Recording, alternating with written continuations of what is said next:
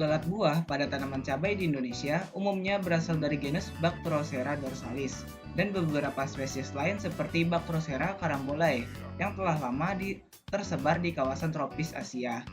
Nah, lalat buah ini tercatat masuk dan berkembang di Indonesia sekitar tahun 1920-an yang kemudian menyebar ke berbagai wilayah seperti Sumatera dan Jawa hingga menjadi salah satu hama penting pada tanaman hortikultura, termasuk cabai.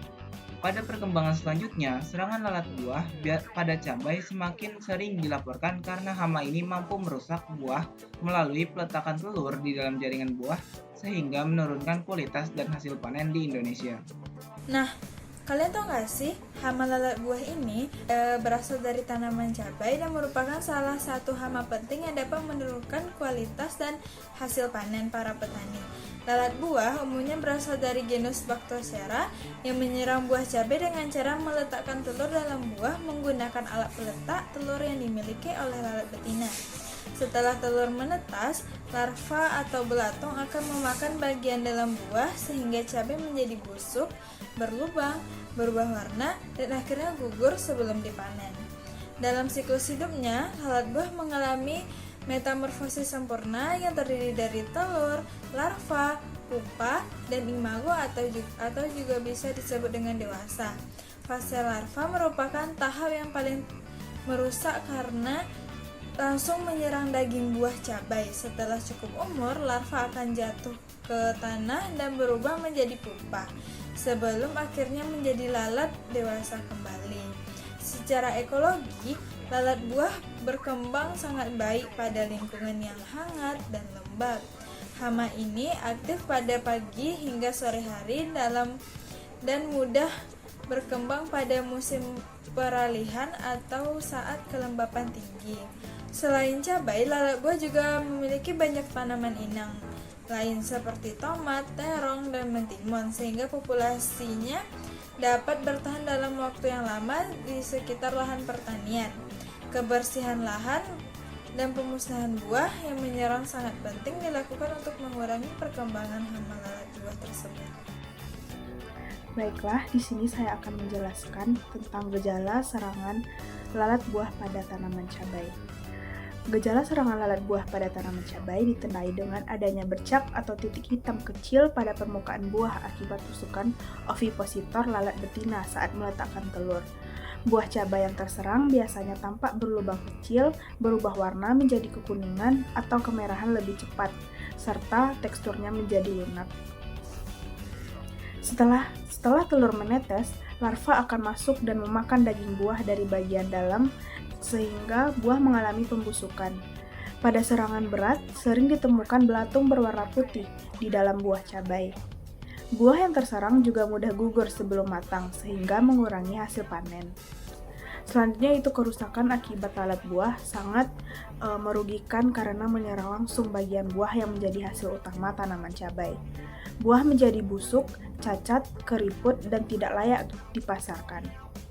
Selain menurunkan kualitas, serangan lalat buah juga menyebabkan penurunan kuantitas hasil panen akibat banyaknya buah yang rontok. Serangan yang berlangsung terus-menerus dapat menyebabkan kerugian ekonomi yang besar bagi petani, terutama pada musim lembab dan curah hujan yang tinggi, karena kondisi tersebut mendukung perkembangan lalat buah dengan cepat. Baik, selanjutnya saya akan menjelaskan tentang cara menyerang lalat buah dan nilai ekonomi. Yang pertama yaitu cara lalat buah menyerang tanaman, di mana si betina ini menusuk kulit buah menggunakan ovipositor, di mana ovipositor ini adalah alat untuk peletakan telur. Lalu betina itu menusuk buah yang mulai matang. Selanjutnya telur itu diletakkan di bawah kulit buah, di mana salah satu ekor itu bisa menghasilkan ratusan telur selama hidupnya. Setelah menetas, larva dari lalat buah itu berkembang di dalam buah dan memakan daging buah sehingga buah itu menjadi busuk, muncul bercak hitam atau lunak, buah gugur sebelum panen, dan kualitas menjadi turun drastis. Setelah itu larva keluar dari buah dan berubah menjadi pupa di tanah lalu menjadi lalat dewasa dan mengulangi siklus hidup ini. Selanjutnya yaitu dampak dan nilai ekonomi. Kerugian ekonomi akibat lalat buah sangat besar karena yang pertama yaitu penurunan hasil panen bisa mencapai 30 sampai 100% pada serangan berat. Buah tidak laku dijual karena cacat. Ekspor sering ditolak jika ditemukan larva dan bahkan biaya pengendalian yang meningkat. Di Indonesia sendiri, lalat buah termasuk hama prioritas pada hortikultura bernilai tinggi seperti pada tanaman mangga, jeruk, cabai, belimbing, dan jambu biji. Nilai ekonomi lalat buah ini ada dari dua sisi. Yang pertama yaitu nilai ekonomi negatif atau kerugiannya. Yang pertama yaitu kehilangan hasil para petani.